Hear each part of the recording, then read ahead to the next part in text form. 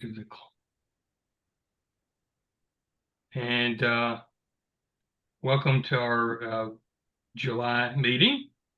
Thank y'all for coming, and I guess we'll start off with some new business. Wendy's going to update us about the preparations for our 20th anniversary celebration later this year. Okay, cool. Hi everybody, and I apologize, I have to jump off in like 30-40 minutes, but such is life. So yes, November 8th is our date. We're still working towards that.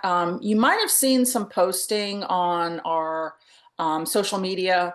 I have an assistant of mine, Angela Lisi, who's posting on behalf of us.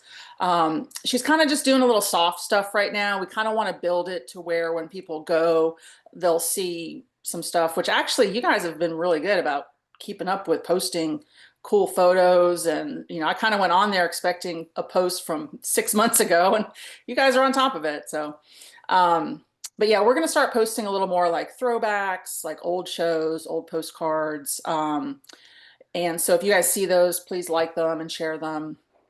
And if anybody has posters, I know this is probably a long shot. I feel like I only have about 3 posters, but we used to do postcards and posters for every show.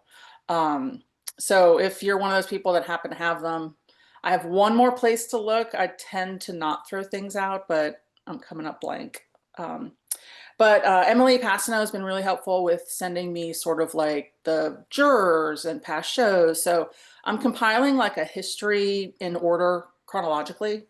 So I might need help on that at some point. And Joe, I can't remember if it was you or the other Joe that offered maybe interested in some design work.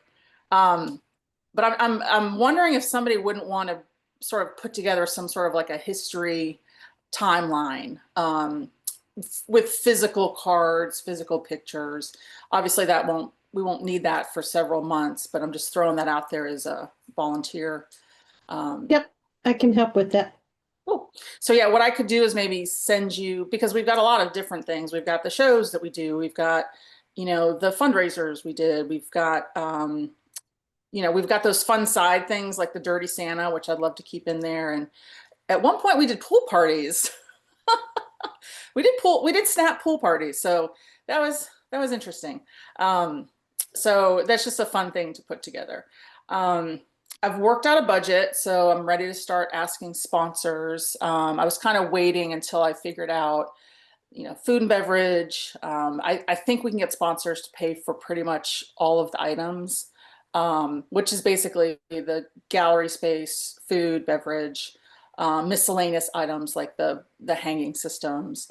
So that's where I'm at with that. So I'll probably put out a little, hey, we're going to ask for sponsors, you know, just the general photography community in Nashville.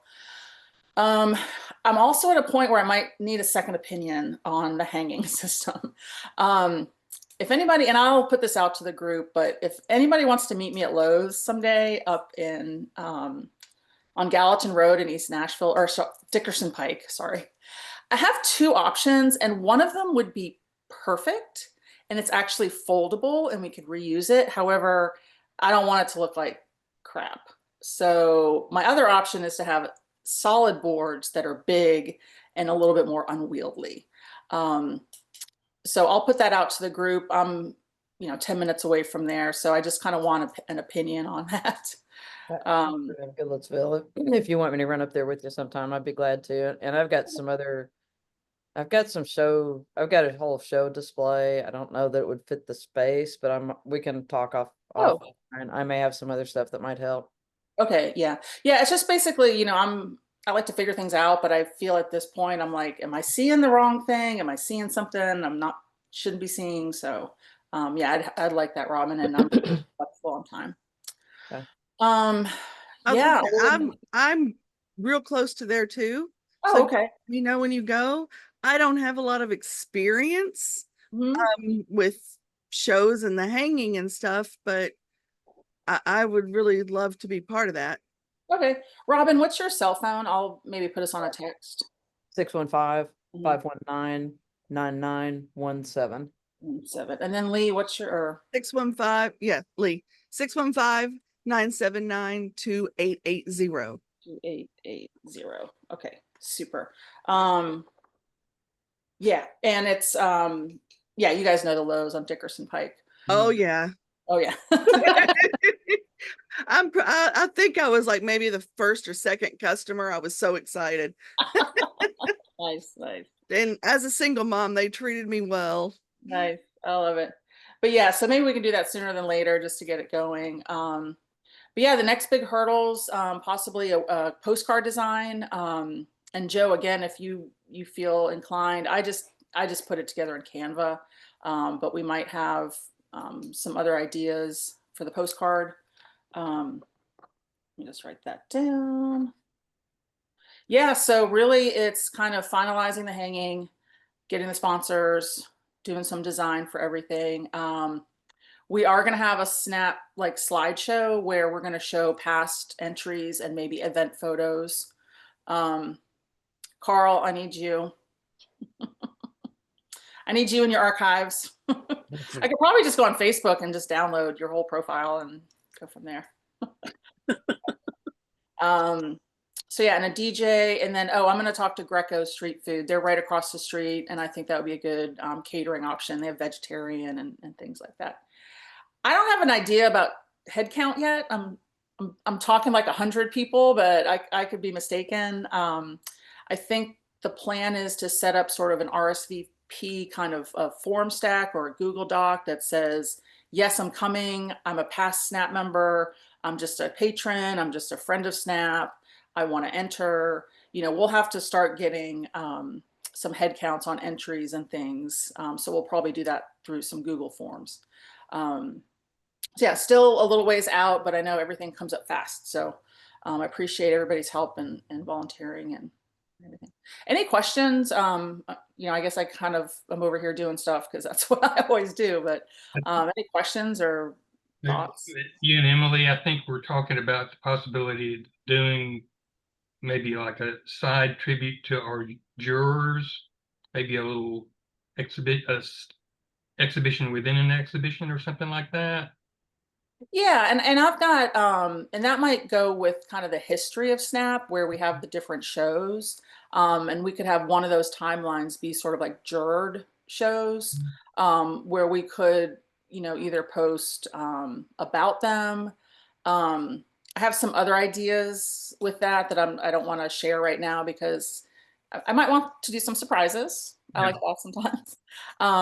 But yeah, I think that, you know, acknowledging not just the members, but the people that have supported Snap through the years. We've always had great feedback about the members and the shows and stuff. Wendy, maybe somewhere you could set up a little display or acknowledgement of something of past presidents, Mhm. including, what's the fellow's name that passed away not long ago? Yeah, Tom Keller. Yeah, and I think again that might be part of a history board. And Joe, maybe you and I can kind of brainstorm on that. You know, there's space in the back room to kind of do what we want with. But yeah, I think past presidents, and yeah, definitely Tom Keller. I feel like we had somebody else that passed away, but I can't remember now who. We're old. All right.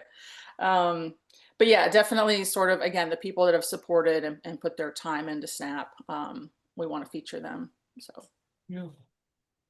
And also, I think Emily and you were maybe talking about doing something at our next meeting, like a brainstorming session at our next meeting for the celebration, and then not for the whole meeting, for just maybe Yeah, part of it.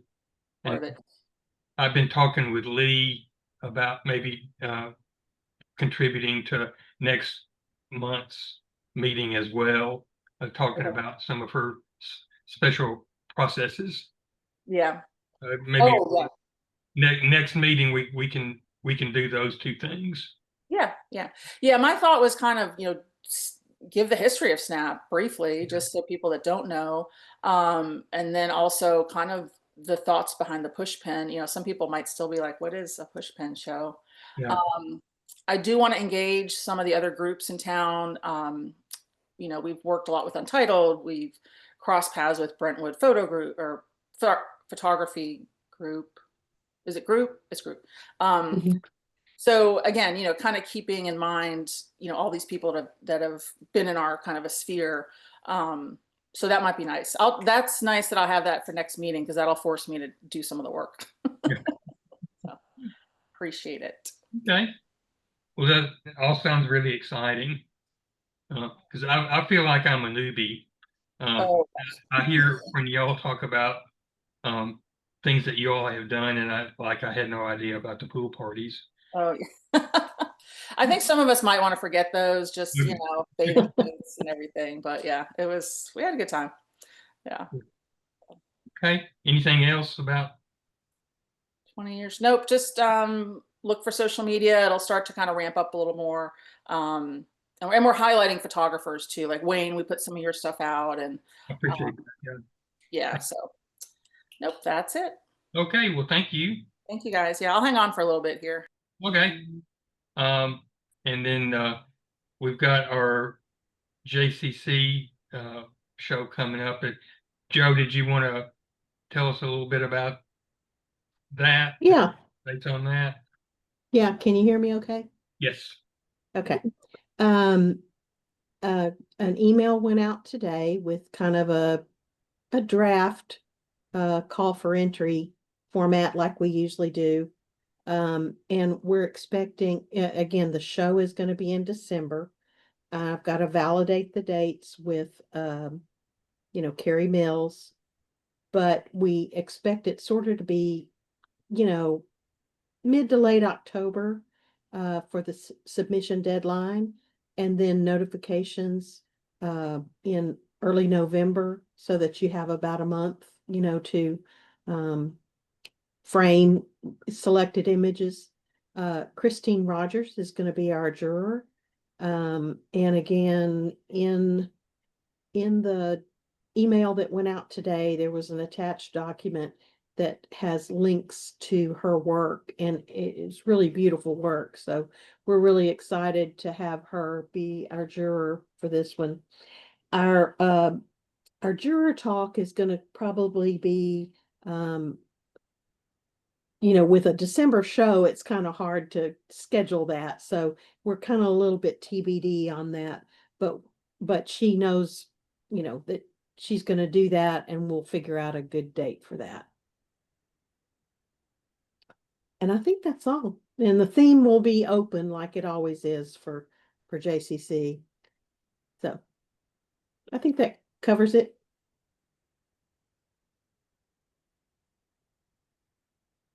Can't hear you, Wayne. You're muted.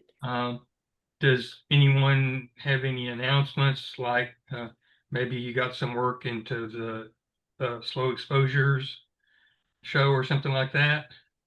Yeah, I got an image in, and I think Al has two, and David Morrell has two, I think it was. Yeah. Are you going to be in the book exhibit?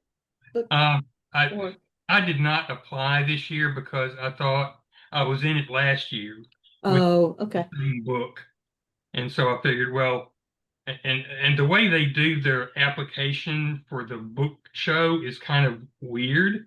Yeah. Basically, they send out the notice and then they say everybody who the first 20 people to apply in the next 15 minutes, you're in. Mm-hmm.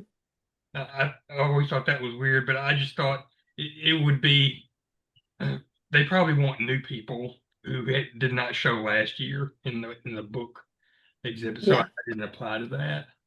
Yeah. Um, but yeah, we've definitely got a good snap representation in this year's slow exposure, so that'll be exciting. Any other announcements or anything like that? Okay. Well, I guess we're ready to proceed on and let Robin take the floor here. Robin's Sounds ready. good. I'm gonna, so Wayne, you're gonna have to let me see if I can share here. Hang on, just, I gotta send a, let me share my screen. I just sent you a request. Yeah.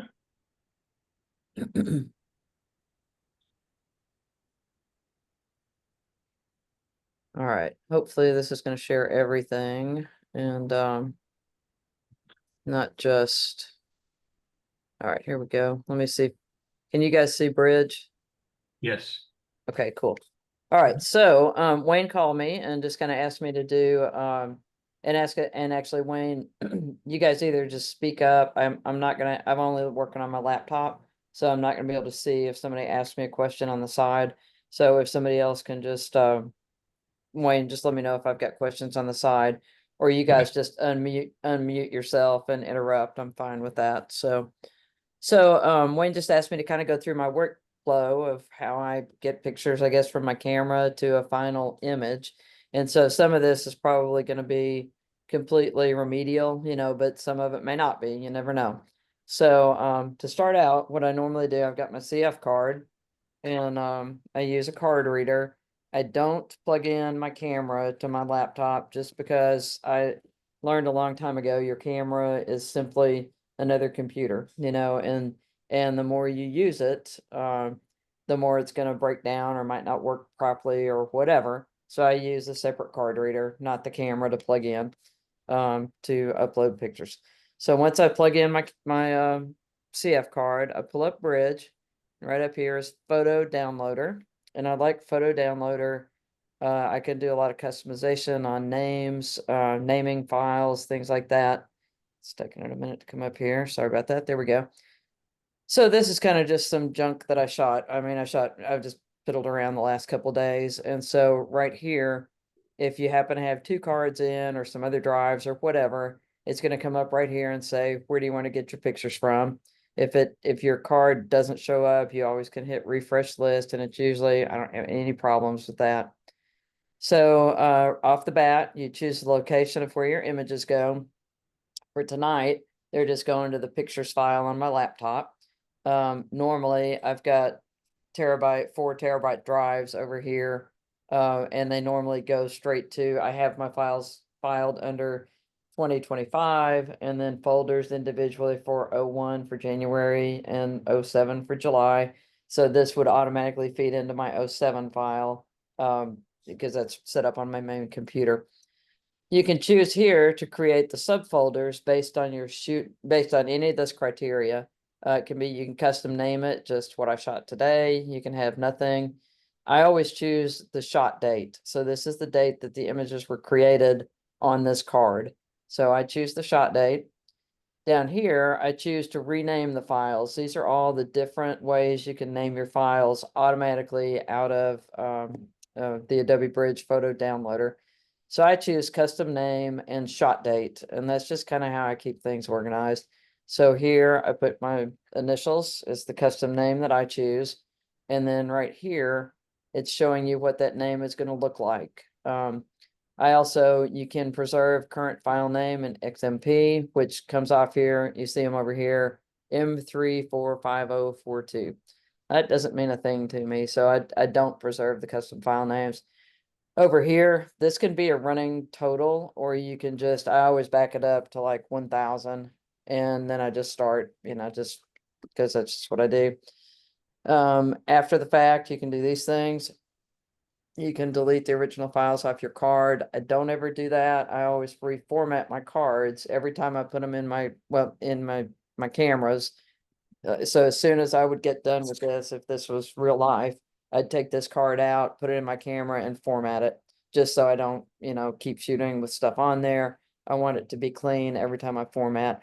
That goes back to also just keeping things not from being fragmented and from your drives kind of just becoming less effective if you don't ever format it, or if you tend to store your images on your cards. I've never done that just because they're going to crash. It's not when, it's not if, it's when are they going to crash. So that's just kind of my basic thing. Down here, you can set up basic templates for keywords. I mean metadata. All I put in is my name and copyright 2025. and obviously change that every year. Then I just say get media. So while that's working, and this is running a little bit slow, but it shows you pulling in the media. So that's all going to my folders where I told it to go, and renaming all the photos. My whole file system, when I was working for the magazine, I really, and like prior to, anything computerized, I started with slides and file cabinets. And I've kind of tied everything to dates with my calendar. So every photo shoot I have, I would have detailed on my calendar and then the date. And so I can just search calendar and go food feature, food feature shoot in May, and it'll come up with the date. And then I go straight to the dates on my drives. So that's gotten changed up a little bit in the current times, because now it's so much easier to keyword and all the tags you can apply, that my searching by calendar has not been used for quite a while. So anyway, this is going to finish up here in just a second, but in the meantime, I'm going to go back here. So I kind of preloaded a folder on my desktop. So this is Bridge. On my desktop, I'm going to go to my folder down here. And so this particular view, let me just back up a step and kind of do my Photoshop versus Lightroom spiel. So it really becomes, do you want to drive a Ford or do you want to drive a Chevy? They both do nearly the same thing. Bridge tends to be the place where if Photoshop has a beta thing that they want to test out, they throw it in Bridge, let you test it out. And if that becomes a thing, like you've seen more noise reduction and things like that just recently. And there's a new one and I've got to read more about this one, but it's a new one called raw detail. It's like, well, I thought if I was shooting raw, it's going to have all the detail to start with. Well, there's another AI thing that's come up that gives you another option for higher detail. So that's a beta thing right now. But eventually it will probably also end up in Lightroom, and it could already be there. I haven't looked. In general, Bridge is based on kind of individual files and naming procedures for like individual files. On Lightroom, it tends to be more of groupings or more by catalog. It's a better catalog for individual topics or shoots, or just keywords like oceans. It'll be a catalog of this and that. So Lightroom is so much better for organizing things. I think that's the best for me. That would be, if I were going to switch to Lightroom, it would be because of the organization stuff. I made some notes so I wouldn't forget everything. They both process raw. The editing is basically the same tools. They might be called slightly different, or they might have slightly different parameters. They're pretty much the same thing. And they're both non-destructive processes that lay just your preferences and things, filters, whatever you're doing, they lay that over the original, so it's non-destructive. So, and I know I'm probably doing pretty remedial stuff here, but that's the process with these. All right, let me go back to pictures. So here's what we just uploaded. And my roomie just came in, so if she's making noise here, we'll ignore her. We do have the camera on, so I know if you didn't know, I'm on vacation at the lake of the Ozarks in Missouri. So, oh, here's my buddy. Oh, you're blurred. So, Okay. yeah. So anyway, here's some stuff I shot just recently. Now, if you'll see, this was actually on the trip up here. Oh, sorry about that. Okay. So, right now, this is film strip and the viewing thing. So you see all these are raw files. I always shoot in raw.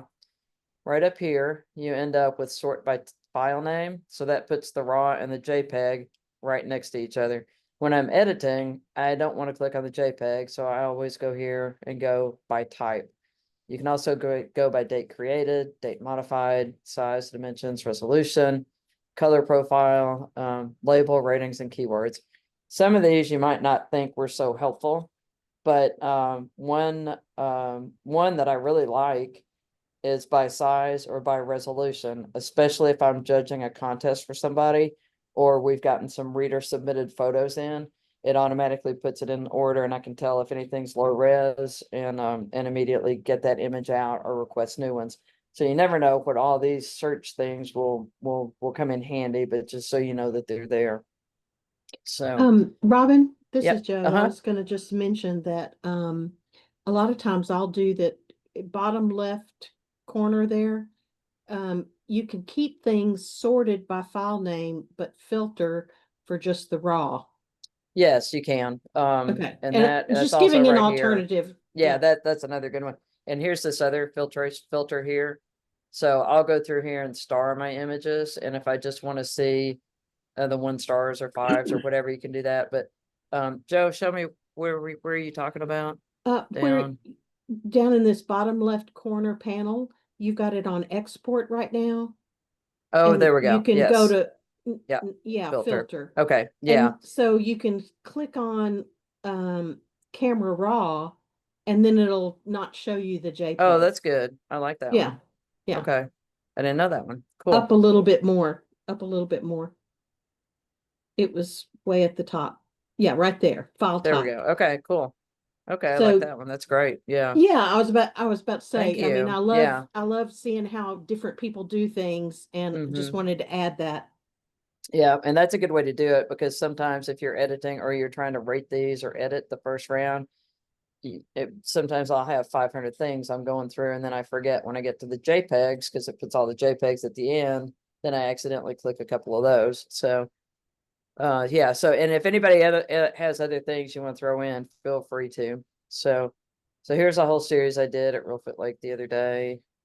This guy was funny. Can I It just, was a juvenile ask league. Robin, real Uh-huh. quick, like, I'm jumping in. No, you're good. You shoot JPEG and RAW. I do. I have gone all over the place from only JPEG to only RAW to back and forth. And Mhm. can you give me the benefits or what is useful for you with Absolutely. shooting both? Absolutely. So we'll just do it with this one right here. Oh, yeah, that's overexposed, but hang on. Yes. So I shoot on occasion. The only reason I shoot RAW and JPEG, one, it's kind of quirky, but I had a card go down on me. I have no idea what happened to it. For whatever reason, half the RAW files were corrupt, but the JPEGs were okay. And so I saved the shoot because I had the JPEGs. I have no explanation for why the JPEGs were okay and the RAWs were not. Ran it through data recovery, all this stuff. And the only thing that saved the shoot was all the JPEGs were on that card and they were fine. So that's one reason I do, I shoot both. The other reason is if I'm traveling and we're shooting an event or something like that, it's more difficult for me to fix a RAW file and upload it than to just grab the JPEG, Wi-Fi it to my phone and send it. And so the JPEGs are easier to have there in case you have to send it via whatever. So they're just, and somebody told me at some point that this was a good way to do it. But the other thing is I shoot in RAW. All right, so the highlights are really blown on this one. And see how the JPEG is? The camera, so I'll back up at another step. I think most people know this, but so RAW is basically, I'm going to tell the camera, or I'm going to tell Photoshop later what I want that image to look like. I'm going to be able to pick my white balance and, white point, black point, shadows. I set all that. If I leave it for the camera to do, you end up with a JPEG, and here's the JPEG version. And there's really not a lot of altering that. You can bring it into Photoshop, but you're going to lose some of the data and everything. So let me just see how much I can salvage this highlight in Bridge. All right, so I've just opened this in. All right, so let me go back and say one more thing. Adobe Bridge is not the thing that processes the images. That's done in Adobe Raw, Adobe Camera Raw. Camera Raw, photo downloader, Lightroom, all of it is spun off of Photoshop. So it's not an independent, Lightroom is not an independent program. It's just got it organized so it's easier to edit. So the difference from Bridge and Lightroom is Bridge utilizes Camera Raw to process images versus it being built in and baked into the program. It's just a double click, so it goes to the same thing. So I hope that helps some. All right, can you guys see these controls over here on the right that I'm scrolling through? All right, everybody see all that stuff? Yes. All these, yeah, thank you. All these parameters are what you see. It looks very much like Lightroom. I just happen to learn here. You can organize this stuff different. You can do whatever you want. My first step almost always, and you can set presets so you don't have to click all this every single time, but my first step in Bridge is I turn on remove chromatic aberrations and use profile corrections. So this is default. It's picked it on its own, but it uses Canon. It found my lens and the profile, and I just turned that on, and it's not a big difference on this one. But you see a little bit different. It gets rid of some of the vignetting and just kind of, makes a bigger difference when you're shooting pretty wide images. So I'll kind of get started and I'll just hit auto. And so this one's really blown away. But see the difference in just changing my exposure a little bit. And I haven't pre-worked this one. So anyway, that's just a quickie auto you can do. There's a bunch of different profiles in here. You can load other profiles, but I'll just hit landscape. It makes it too contrasty usually and too vibrant. And that really didn't do much because this isn't the greatest of images. But anyway, let me just save that as that. All right. Seeing everything. So I have my big screen up here. I'm spoiled. All right, done. So going back to here, now look at it. Here's the RAW and here's the JPEG. And so you just end up, and I could bring the JPEG into Photoshop, but you're probably not going to get as much depth and detail as you can out of processing it in RAW. So I've opened Camera Raw again. And Lee, to your question about whether you're shooting RAW or JPEG, you can process in Camera Raw. You can process JPEGs in Camera Raw. There's several different file formats you can pull into Camera Raw. You just have to go File, Open, Camera Raw, or use the keyboard commands, or they will automatically skip Camera Raw and go to Photoshop to open. So that's another thing you can do to salvage something if you need to. So here's as shot. Here's the white balance, and you can fiddle with it. Here's an eyedropper tool that's handy. You can get a white balance set off that. And then vibrance and saturation, fiddle with that all you want. This image again is not great. It was just a sample. Here's texture, clarity, dehaze, vignette, grain. Grain is pretty much just for an artistic effect. I don't know why else you would use grain in anything, but it's there. Here's a curve you can set based on highlights. You just slide back and forth. And as far as sliders go, I rarely ever slide all the way over here for anything, because if you have to do that, you're just screwed up shooting it in the first place. So I try to keep these, I was going to say under 20, but I probably would go up to about 30 before it kind of starts to look weird when you're fiddling with, and that's kind of true of a lot of the sliders within these programs. I just don't want to crank it all the way over to here unless you absolutely have to, because you just lose a lot of quality and detail. Here's a color mixer. I honestly don't get into this one a lot. This is really, really for people who are color geeks, which I kind of am one, but I just don't get into this a lot. So this would, if there were reds in this, let's do his beak. So his beak is orange. So this is only going to affect the colors. Let me enlarge that too. And if you push down the space bar, you can control where you see it. It puts the hand tool out there. There's all kinds of shortcuts. But watch his beak in this one. So this only affects the things in the image that are orange. And see how specific that is, just affecting his yellow beak. It's changing the tree a little bit too. But then if I were going to go to, there's really not an aqua. Yeah, there's just not much color in here. I'll show you these sliders more in another shot. And you can also do the point color. So if I were to choose a very specific, like this, we'll just pick the water. Then that allows me to just kind of change the hue of the water. So see how it's kind of automatically, it hasn't masked him because it's only changing that gray that's in the water. And so that's kind of a cool one too.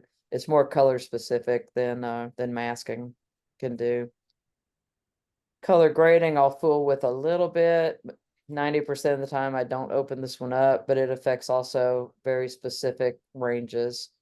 This is for shadows. No, I'm sorry. Wait. Is this on shadows? Yeah, this is on shadows. This is highlight. And so it really just affects highlights and things. Anyway, that's color grading. Again, I don't use that on that much. Detail, I do use this a bunch. So when you go to print, you want to sharpen images. These also have, so oh, these are not beta now. So denoise, this one's not really noisy, so and it takes a while, but you can click on denoise. No, it's not too long. You won't see it much in this image. I'll do another one that shows you more. But the Adobe denoise is getting better. I still will pull it out and use Topaz denoise, but this one comes free with Adobe and it's not horrible. I'm gonna cancel it because you're not gonna be able to see it on this particular image. You can also add raw details and super resolution. I have not played with either of those too much, but super resolution, as it says, is good for large displays and prints. Most displays are only like 150 DPI anyway, so I'd say that's mostly good for large prints. I'm just gonna click it on here and see what it does. I was gonna say, I accidentally pressed it and it seems to be similar to upscale Mm-hmm. in Topaz. Yeah, it pretty much just, slowly.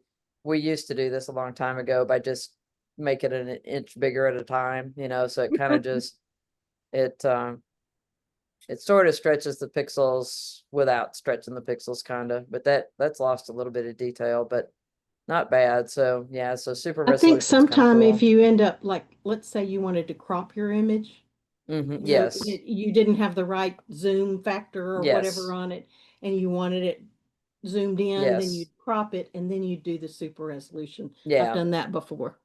that's good. Yeah, that's a very good option for that one. I kind of The used it for some of my older pictures now mhm, that we've got some technology that can fix them. So mhm. some of my older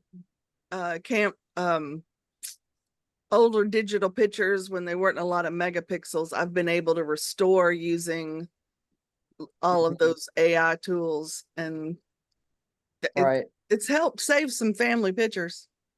Yeah, and Lee, that's a good point to discuss a little bit about reprocessing older images. I have gone back from time to time and images that were almost really cool, but I had to fiddle with it in AI and all kinds of different programs. I've gone back and reprocessed with the new Adobe parameters and tools and things, and they look great, So if you've got some that were never quite right, and you didn't print it because it just wasn't too right or wasn't, it was too noisy or whatever, I'd encourage you to go back and reprocess them because there's a lot of new stuff now. Just the algorithms are so much better.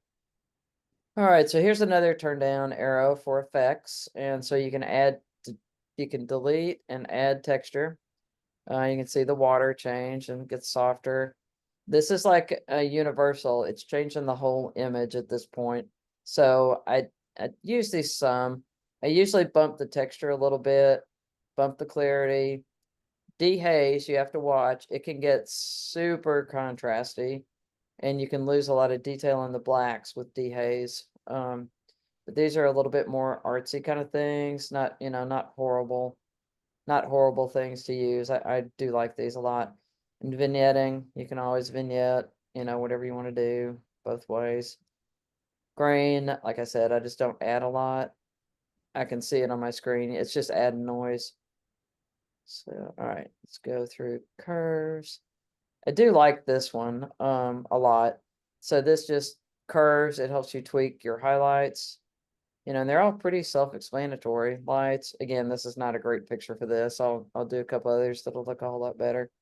But these always do just under his wing, you get a little more pop of shadows in there. So I do like curves, the curves window in this. Let's see. We did optics. There's also a vignette kind of thing in here, but I don't use it as much. I use the other vignette. Defringe is a little bit, where you see like the white sky meet blue or meets a tree line or something like that. If you've done some masking, you can get some stuff that kind of artifacts and pixelation. And this defringing helps that in certain color areas where different high values of color come together. All right, what else? Lens blur. Haven't used that a lot. It just gives you some other fun effects that you can, let's see. And this is a new AI thing too. Oh, I've got to turn the AI on preference on. But anyway, lens blur can kind of be fun if you've got specific things. I don't use it very much, and I haven't fooled with calibration either. Speaking of calibration, I do fairly regularly, which is to say once a month or so. I calibrate both my laptop and my desktop monitors so that they'll be as accurate as possible. Let's see. Okay, Wendy left. Do we have any other questions yet? Nope, we don't. All right, back to Bridge. Okay, if I get any questions right now. All right, has anybody fooled with the new masking techniques on Bridge? I found them to be very helpful. Hang on just a second, I'll get it pulled up here. Having a delay.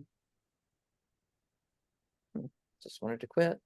So frequently with the updated Photoshop programs, they crash. So that one's going to sit there for a minute while it thinks what it's going to do. All right, I just want to show you guys this one shot. This bird was hilarious. It was a young egret at Real Fit the other day. He was kind of losing his balance and falling in, and he kind of crashed. And I'm going to do a whole little series of this guy. He did come up with a fish, but then he dropped it.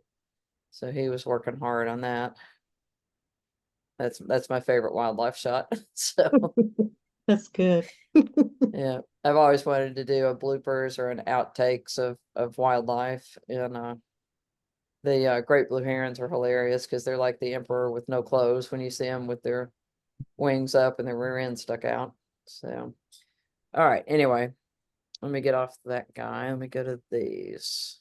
All right. So some of the really cool things in Bridge. So I just shot this series this spring, and these are raw. I've already processed them once, but these are the raw files without anything on them.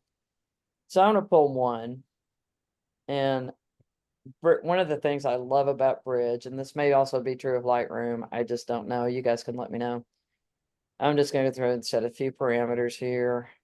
Optics, turn that on because that's the same on all of them. If you go shoot something that is like portraits or like a football game or whatever it may be, dog portraits, and you want to edit them all at once, which is a great feature. I'm just going to do the basics, effects, a little texture, a little clarity, a little dehazing. See, look how dehaze affects this one. And that's not increasing grain at all. That's just dehazing. So you could make it a very high key or very, much more contrasty just with that one slider. It's incredible. Now, because I have white sky on the borders of this, I don't really want to vignette it much because it makes this pretty gray and muddy. You still could. It's just my personal preference to probably not do that very much at all, if at all. So there's that. All right, so I'm going to say done. Now I've got that image. These, I believe, were shot pretty much the exact same exposure. So I pull all three up. Make sure you highlight all three. Go right here to this little drop down. Apply previous settings. And immediately all three are processed to the exact same colors, exact same parameters. Now, this one looks a little more overexposed. So you go in and individually kind of tweak them. This one might look a little more blue, but pretty much all real quick, you've got all four with their first run through Bridge. Now, where does that come in handy? When I shoot portraits, like corporate portraits, and I photograph 50 people, as long as I'm using the same light, same lens, same exposure, you can effectively process the whole thing in one fell swoop. Now, I always go back in and tweak, different things. But if you want to get out really quick images to let them kind of let you know which ones you want to work on more, you can have a whole shoot processed in like 2 minutes. So that's one of the really cool options that I like about Bridge. Any questions?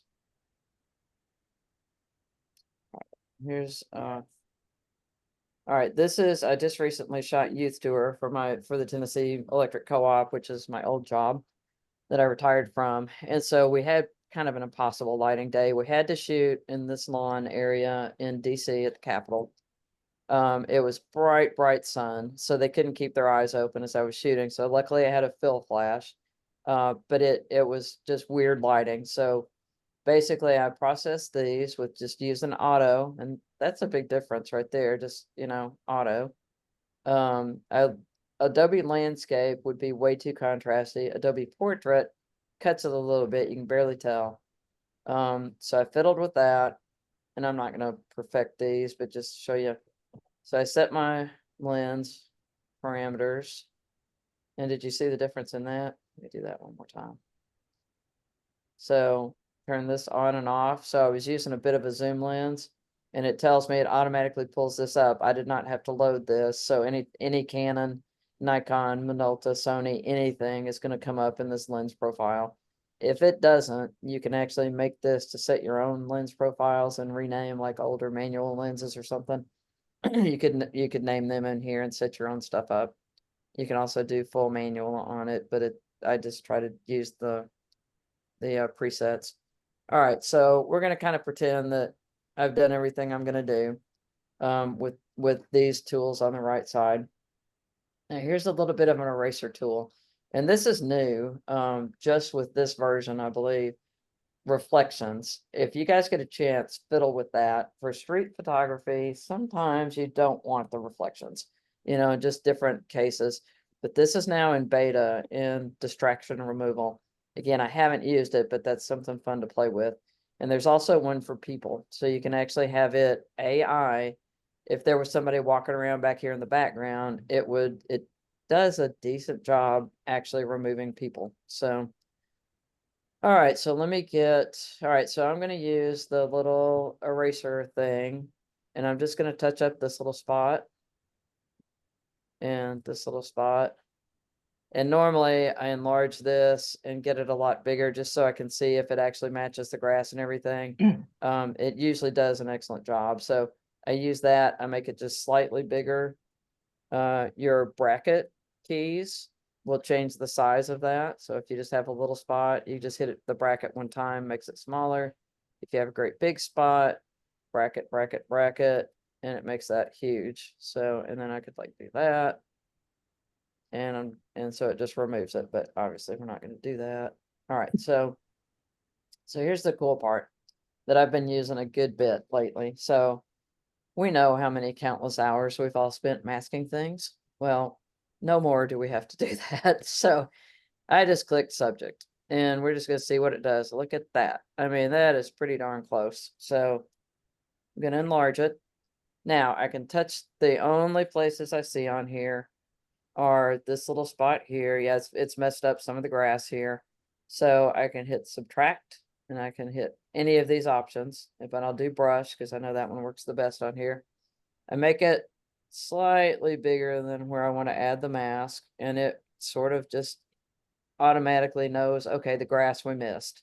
So it'll take that out, subtract this. Sometimes you have to go over it twice, and you can do a much neater job than I'm doing at this moment. I am not going to change these because I just want you to see what the difference is. But this right here, it missed. So I don't have to be perfect. I just get in the general area, and it subtracts it from my mask. All right, then look at this guy. It did not catch him. So then I'm going to add his face, and I just paint around here, and it's pretty good at defining the edges for me. And this is also on my laptop, so I just paint him in. Okay. So, not perfect, but pretty good. So then after you set that, you end up with all the same controls that you had for the rest of the photograph. So I want them to be a little bit, I can fix them to be a little bit brighter, down the contrast a little bit, fix any highlights. Now, because they've got on black pants, I want to increase those black pants shadows just a little bit so they'll show up in print. And then the white, you can fiddle with that, whatever you want to do. You can set the color temperature, you can change hue, saturation, all this stuff. You can add more texture and clarity to just this foreground, but I don't really want to do that. because I don't want them to stand out like they were shot on a green screen. So really, all I did was just change the exposure on them a little bit. Okay, so I'm done with that mask. But what I want to do is now I want to work on the background. And instead of making it create a new mask, I'm going to go to duplicate and invert. It was a lovely day when I figured this one out. So now I've got everything in the background, and it automatically kind of blends these two masks together. You physically could not make them blend together in a better way, I don't think, than what this does. So I'm changing the exposure back there and just the background. Look at the people. They stay absolutely the same. Change a little contrast. The highlights on the capital are kind of off. I could also just do a mask just on this area, which I did in the final print because that was just so hot right there. We tried to shoot earlier in the day and just didn't get them all done. So we ended up, this was like at 11:30 in the middle of the day. All right, so I've kind of fiddled with that a little bit. Again, you can change color temperature, all the things you want to do. Now, on some of the other ones, it's not as obvious on this one, but the fill flash has got the grass right here a little bit lighter. Very few people are going to notice that, but I'm going to create a new mask, go to linear gradient, and I'm just going to do this.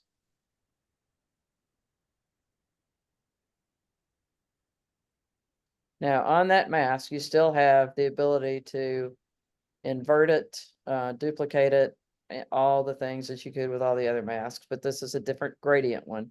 So it basically is just the gradient tool. Oops. I did it backwards. Hang on. So since I did it backwards, now I'm going to just invert that mask, and it's just the one on the bottom. And I can lighten that or darken it so it blends in better. So what I did this for on all the covers was to give them darker grass down here so they can drop in all the magazine label and copy and stuff like that. And so now I'm done. So I'm going to open it. I'll open here in Photoshop hopefully in a second.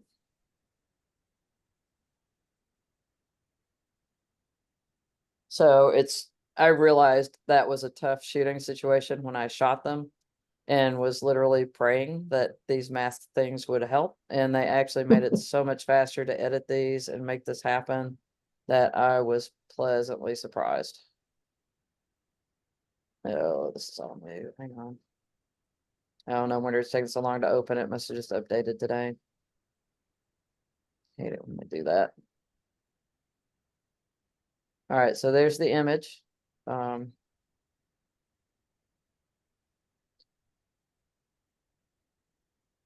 And that's much better than it was. It is not objectionable. They blend together a whole lot better. Where's that? Should have probably opened it. So let's go back to, it was very similar to this one.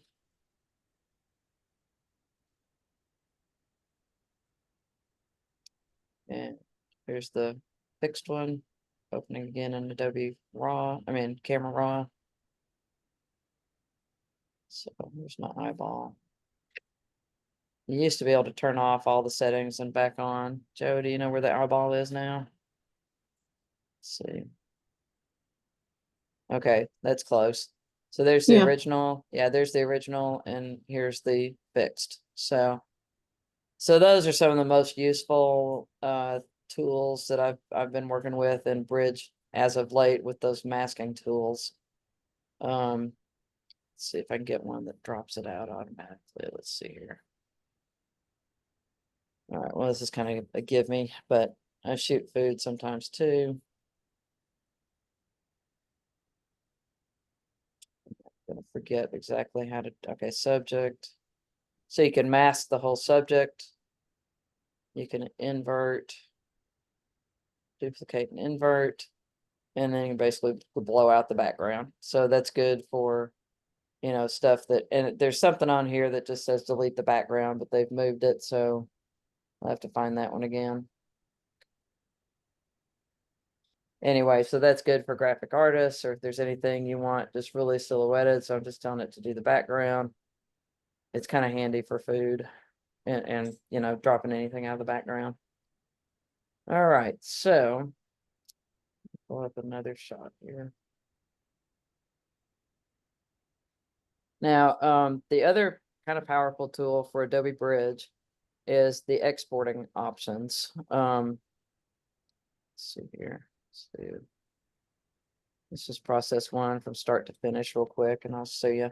So we mentioned in the beginning, this stuff is non-destructive. So your original is never bothered by all these settings that we're picking.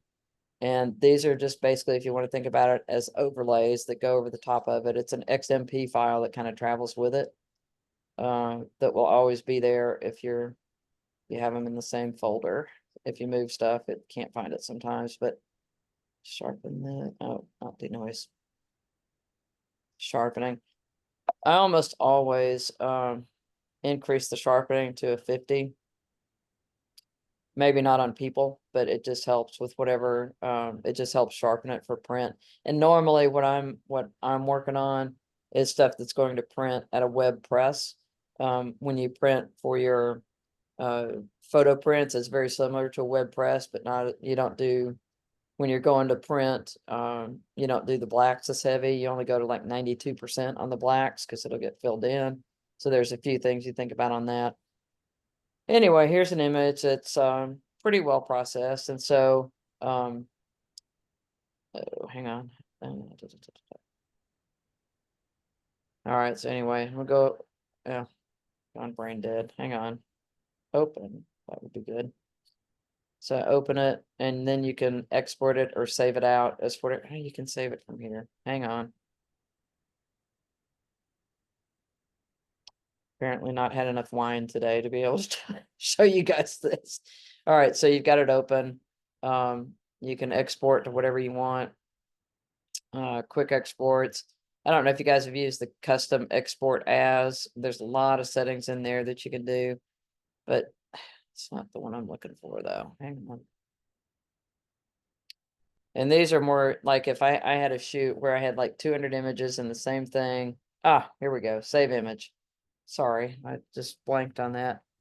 So don't go as just save JPEG. Save image. And this could be on a folder of 200 or it could be on a folder of 1. So you can save in same location, save in new locations. It really helps when you're exporting a whole shoot. You select your folder. You can change the name if you want to. I don't. Here's the format you can send it out to. So you can do all PNGs, all Photoshop, whatever. I still use JPEGs for my low res stuff that I'm sending to people. And I use CMYK TIFFs for going to press. But a lot of people are just using Adobe RGB JPEGs now. I don't think they translate the color as well, but that's kind of what's happening out there right now. Here's something you'll see in Bridge you don't always see in Lightroom. It's early access or beta. So this is another beta thing I haven't fiddled with. Down here, you can choose what profile you want to output. Normally, it's either Adobe RGB or it's CMYK. And then down here is an interesting little tool. You can resize to fit in the entire shoot. So if you have 100 of your best images and you want to export them for web, you go here, you choose how you want to downsize it. You could choose the sizing. Now that's gonna, if you don't do the exact proportion on your dimensions, that's gonna make that weird. So I don't fool with that too much, but you can just change this to 72. You can go by dimensions, long side, short side, megapixels, percentage. So when we are entering things for shows, if the long side is supposed to be, what are they? Anybody out there? Is it 1,000 pixels? What is it? 2000. Yeah. So 2000. here's where you can go do that and export the whole shoot all at once. So those are all cool little things to have.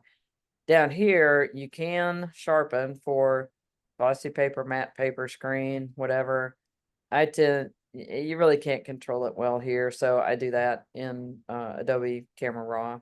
So, but this is the magic resizing filter that you can resize anything, and it lives under these little dots as save image, and then you have all those parameters.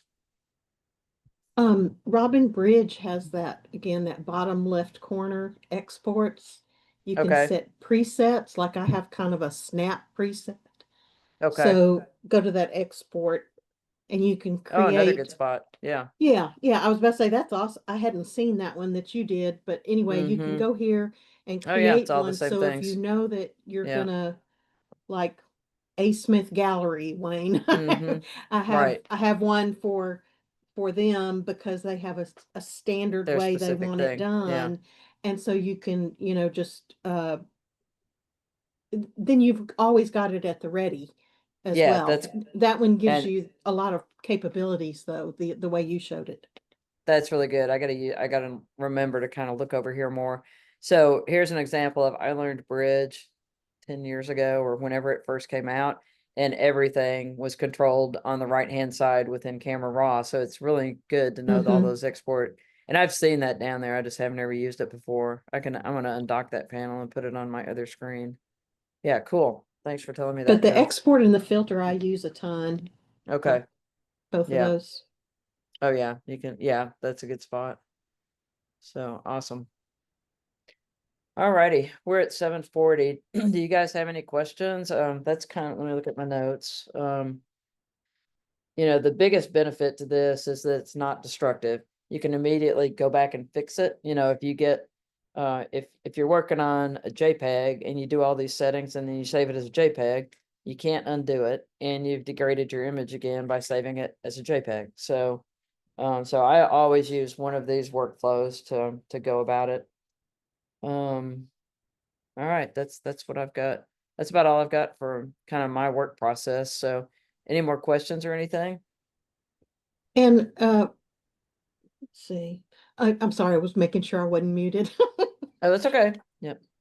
Um, you can go back in, like you were talking about, it's not destructive, and you can go back in and there's a reset option in that right Mm-hmm. menu that you were showing. And that's how you can just get it back to where, oh, I don't like how that turned out. You can go back in and reset it Is it a reset in Bridge or Camera Raw? in Camera Raw. Yeah. Let me open this up. So let's see. I think it's in that little dot dot dot Yeah. menu. Mm-hmm. Yeah, reset to default. Yeah, or reset to Mm-hmm. open. Yeah.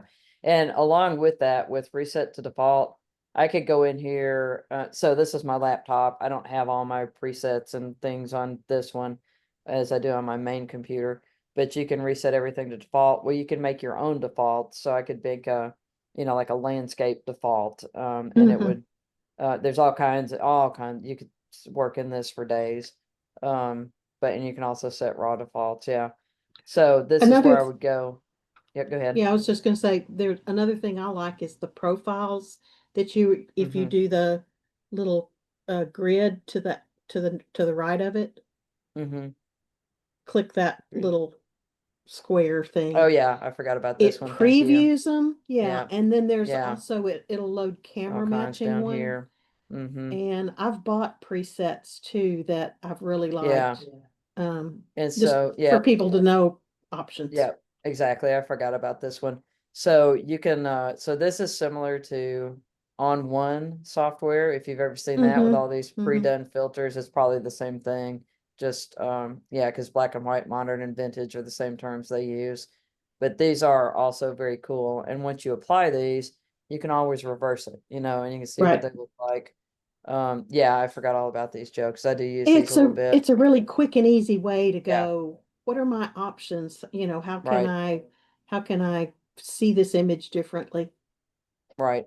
And yeah, I do enjoy these a lot. There's a group of presets. I don't know if you can get them for Bridge or not, but in On One, you can download a group of presets for like, if you want to make it look like T-Max 100 or T-Max 3200 or Velvia, in that. So there's all kinds of presets you can get out there. Okay, cool. Yeah, I forgot all about these. And those all just come preloaded with Yeah, these are Camera Raw for the yeah, most part. yeah. And the thing is, like Fuji in particular, which is what I've got, Mm-hmm. is the camera matching ones are, Mm-hmm. have their own artistic value, so to speak. Right. Gotcha. I see those. Yeah. Where's Some the of them are a lot history heavier stuff? on greens and saturations and Yeah, And very yours are, cool. the camera matching ones are custom to your camera. Okay, So very cool. it knows what camera you shot with Right. and what options there are. I like that. Yeah. And so these would be, so am I right, Joe, in saying if you didn't shoot in RAW and you chose landscape for your camera, that's what it would look like, correct? Um, Because there are several cameras you can pick those filters and things to shoot in. yeah. I don't know if it matches that or not. I don't know if it has to do with JPEG versus RAW. I think if you shoot JPEG, like on my camera anyway, if you Mhm. shoot JPEG and you say it's black and white, well, it's Mhm. black and white, Yeah. and Yeah. you can't really recolor it, so to speak. Exactly. But in your Yeah. RAW, it'll just set the profile to black and white, and you can go back in and You could recolorize it. delete that. Yeah. Yeah. Yeah. Okay. Cool. Couple other things over here, just since we came back into it. You've got a red eye removal tool. It's pretty good, but you do have to zero in on the eye pretty close. And here's a bunch more adaptive stuff that you can apply to each one. This is under this little deal, this guy right here for filters. And this is kind of just another area like you have down below. And you can save your own presets like this. And like Joe said, you can download, they're not much, but you'll get a photographer. And if they love to be in Photoshop, you can download their specific filters and favorite defaults and things like that. So put this in autumn and see what it does. Yeah, so see, you can almost change it to autumn. Not quite because it's completely green, but all right, cool. All kinds of stuff. I What was going else? to mention something that I had to peck around and find. Mhm, Was when entering like a contest or whatever, and it would say like long edge 2000, but mhm. they would cap it at a certain size, which don't always relate.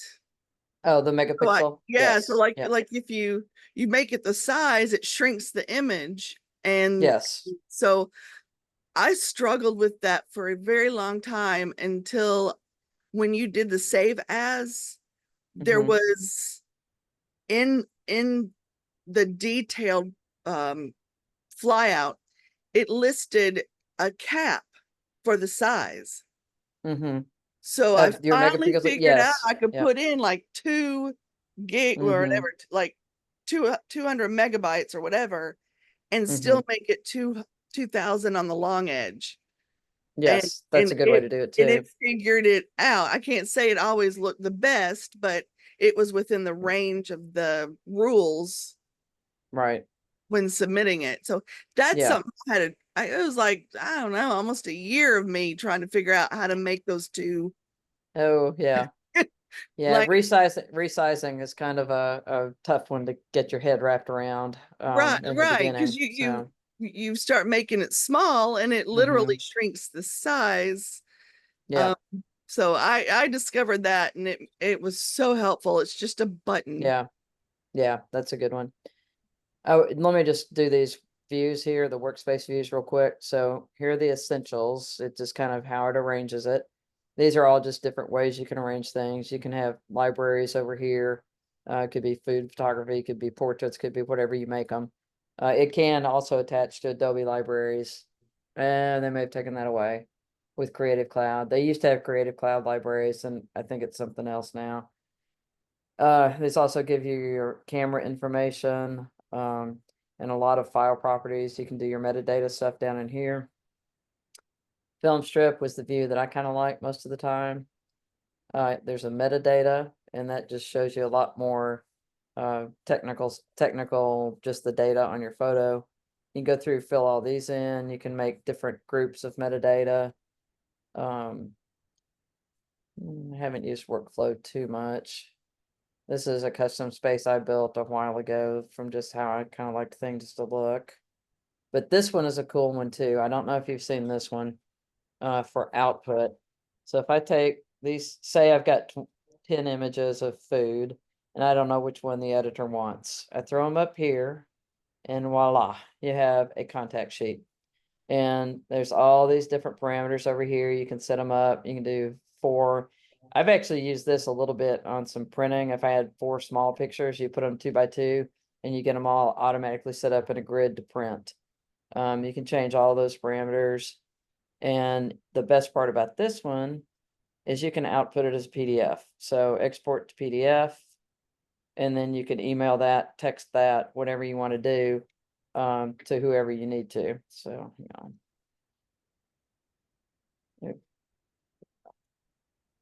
And it exports really quick. And so this in particular, if you're sending portraits to somebody, find that to open it.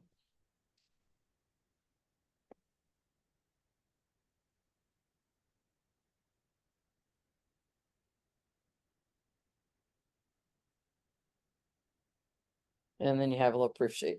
Oh, I had it set up late. Sorry. I had this set up for a landscape proof sheet earlier. So, but that's how it comes up. And then you can send it. That also didn't open in WPDF for some reason. So I like that mode a lot when I've got stuff I need to send to somebody or send to editors. And so a lot of times I will do an original or first edit and pare it down to 10 pictures or something, send it to them, tell me which ones you want, and then I come back and do a final edit on just those images. So it kind of saves me some time there too.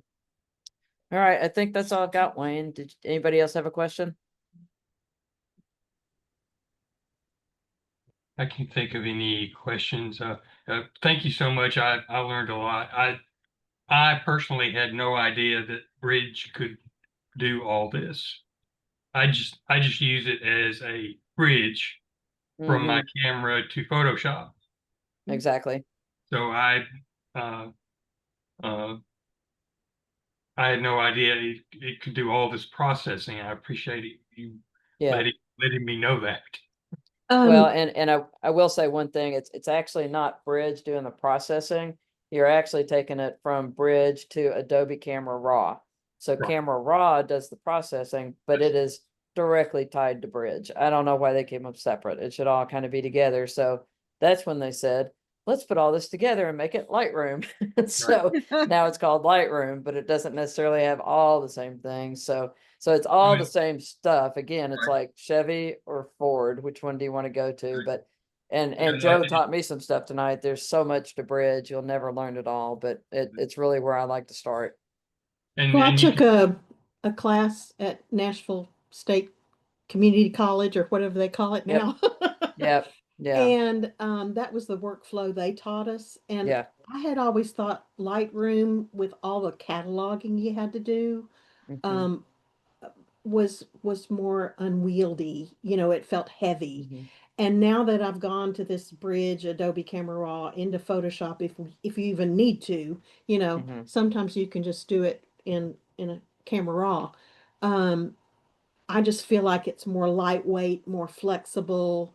I can I can pinpoint what I want to do more easily. And again, Camera Raw, I think you mentioned earlier, had pretty much has the same engine as Lightroom, you know. So what you do in Lightroom, you can do in Camera Raw, you know. Yeah. Exactly. you Yeah. And can I'll mention one other thing. You can go from, like, if you get your image into Photoshop and you want to do something in Camera Raw, there's a filter camera in a Camera Raw option in Photoshop, so you can take it back. Like if maybe there was a profile that you wanted to apply to it, of a special black and white one, you could do that and then take it back into Photoshop. So it's Right. really flex. There's a lot of options. Yeah, and that's the way I do it. That's the way it works for me. Is when I open a raw image in Photoshop, it automatically opens in Adobe Raw. It automatically opens that filter, and that's the way I start with it. And then when I'm finished with that, then I export it back into Photoshop. Mm-hmm. Mhm. Yeah. Yeah. It's everybody's got a different way, and sometimes Mhm, it's just how mhm. your mind works or which way you want to do things. But I like Bridge just because you can do all the batch processes so fast, you know, and like Joe said, a lot of times until I know which images are going in a publication, I don't tweak those to final until I know which ones they pick. So then I'm only tweaking maybe 3 in Photoshop if I even need to versus 50 that I processed in Bridge, you know, so Yeah. it saves I- time.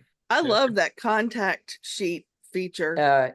It's a That- wonderful thing. Yeah, and Lightroom has one, but it's more for some kind, it's, you don't have like that, like template Mhm, thing. You have to sit there and create your margins and Okay. it gets into a mess. And so that's, I don't want to put that much time into something. I'm just gonna go through and figure it out, Mhm, be done with Yeah. it. So Yeah. yeah, I like that.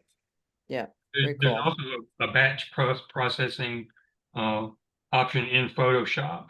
It's in a weird place. You kind of Mhm. have to hunt for it, but you can find it in there. Yeah, it is kind of buried in that one, but yeah, the Bridge stuff is just to me. So and it's because I learned, I kind of taught myself Bridge, but it's just because I've worked in it for 10 years that's the one I do the things I know and the things I need, and it works, you know. So cool. Well, Wayne, I like the idea of just showing different people in our group kind of doing some workflow stuff or showing Yeah. different programs that they use. I think it's cool to learn from everybody. Yeah. I did learn a workflow thing today. Mhm. And I had gone through and used the remove tool. Like I'm in Lightroom, but it's in Bridge or Raw, but I'd removed something and had it all looking good. And then I decided to run denoise. Mm, And what I learned is that when it uses the remove tool in there, it matches that texture. So when you denoise it, it Mhm. leaves that original texture that it matched, which Okay. I had never known.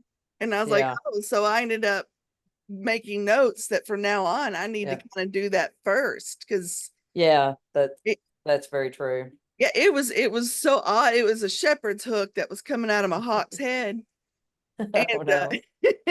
so it left this really strange, Mhm. obviously not as shot pattern once I Yeah. denoised it. And I was like, Yeah, I've kind of discovered that if you're gonna have to denoise something, I would do that very first, you know, do yes, that, and then you may have to bring it into some other, you know, a different program, but I denoise the raw files, and I don't denoise very much because quite honestly, they usually print fine, you know, and the more you denoise, kind of the more fake it looks. So, yeah. so I don't do denoise a whole lot. I shoot But micro, yeah, the Olympus, and it tends to have a little more okay. noise Yeah, straight out of the good point. camera than other. So Good point. I've Yeah, had to kind of lean into denoising more than I would with my Canon, gotcha. but Okay. sure is a lighter camera. Yeah, I'm sure it is. Yeah. All righty. Well, thank you guys. Let me Thank you unshare for my sharing. screen. That was awesome. Yeah, I should have unshared it a minute ago. Let's see. Oh, maybe I did unshare. You got it? You got it back, Wayne? Mhm. Yeah. Okay. Good deal. Okay. All right. All right. Well, are there any other comments or announcements or anything for tonight? Robin, Thank you guys. Thanks for Thank helping Joe on the ones I didn't know. well, it's just always so fun to see how different people do things and Yeah. what impact it has on an image. And it, it's an ever evolving, fun process to edit images. It really is. And then every time they update it, there's all new stuff. You're Right. no, Right. they moved the tool. Where is the tool I want? Yeah. All right. See you all later. Good to see you. you all. See ya. Bye-bye. you. Bye-bye.